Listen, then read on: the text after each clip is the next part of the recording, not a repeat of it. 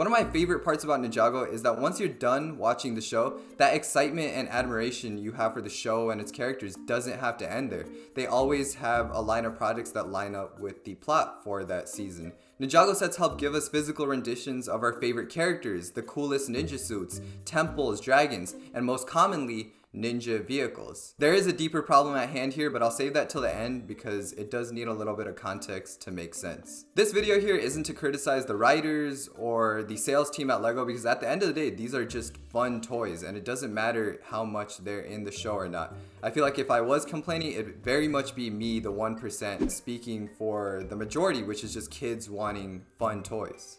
However, today I do want to take the time to talk about what makes a set more special and iconic in the show. Originally, I was just going to go with the easy answer. It's screen time. Nia's original Samurai X Mech is a lot more iconic and stands out because it had a lot more screen time, where her new one was literally only there for like parts of 2 scenes in Crystallized, and it exploded and blew up towards the end. So naturally the former stood out. But as I dive deeper, I realized it's a lot more complicated than I originally thought. To make my point easier to understand, I've divided the factors in which a set can matter more into 3 categories. If they can even fulfill one of these categories, they become pretty memorable. And if they fill out 2 or 3, they're instantly recognizable or iconic. As Ninjago fans, those are the type of sets that we all know by heart. The first category is obvious, being screen time. If a set has more time in the show to marinate, then it instantly becomes a lot more memorable, like Lloyd's golden bike from Rebooted or the land bounty from Secrets of the Forbidden Spinjitzu.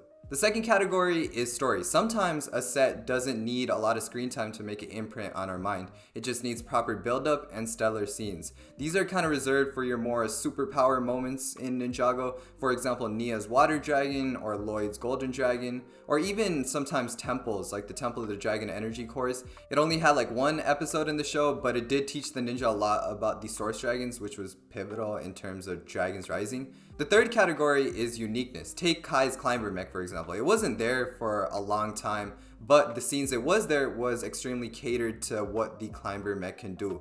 Now, there's occasionally sets like Egot the Master Dragon or Sora's Mech Bike Racer that fill all 3 categories and instantly become recognizable with the brand.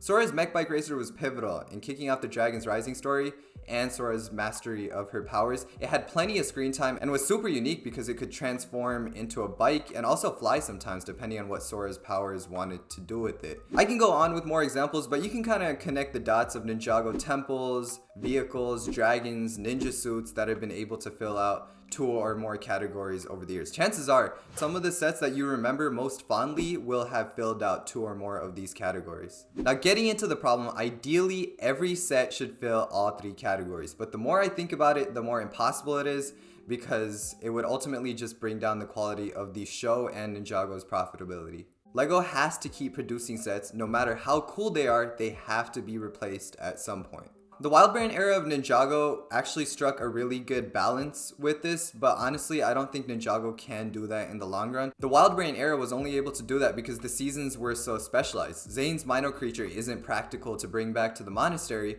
so it didn't replace Zane's Shurikopter, which stuck around for most of the Wild Brain era. And the same goes for the Season 11 suits, right? The scuba gear or night armor isn't something the ninja would wear around the monastery, so they always went back to the Season 11 suits. But that kind of specialized season vibe didn't work too well for Ninjago, and honestly, I can't see them doing that in the long run. So it was a good solution for the time. Vehicles like the Katana 4x4 or Cole's dirt bike did stick around.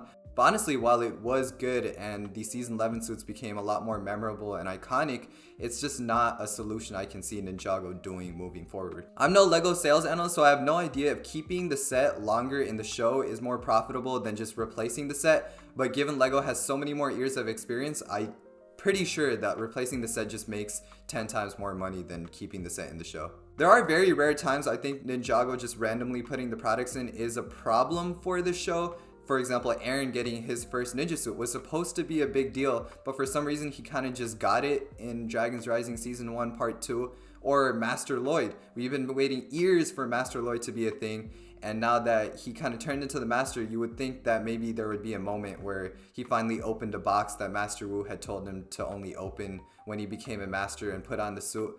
But no, that kind of just came out of nowhere in Tournament of Sources where he just put it on.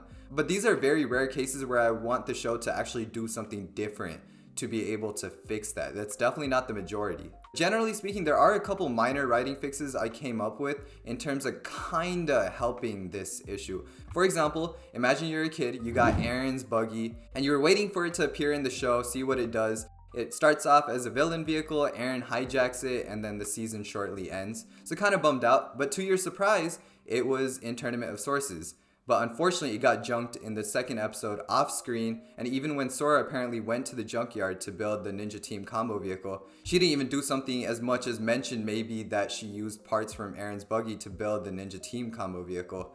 Or at least maybe see the Buggy being broken apart to build the new vehicle. I think something small like that definitely would have added a lot of value instead of just junking it off screen. I'll give you another example and then give you my rewrite solution to that. Kai's Elemental Fire Mech. It was fantastic in the mech shorts. This whole concept felt like it was going to change up Ninjago's whole power dynamic just because of how portable these things were and how they aligned with the elemental powers so well. It's there, we see him using it when he's venting on the Destiny's Bounty. And then he has the disc, but when Kai needs to carry Wildfire and Ryu up the mountain, for some reason Sora doesn't use any parts from that and just completely makes a brand new mech. And then later on the Climber mech gets used, it takes them to the grand finale of the season. But there, Kai switches back to the Elemental Fire Mech, and I feel like the decision there should have been that the Climber mech was kind of hiding in the trees, and with the push of a button it like runs in, picks up Kai, and then Kai starts piloting it in the final fight. But for some reason they use the Elemental Fire Mech again.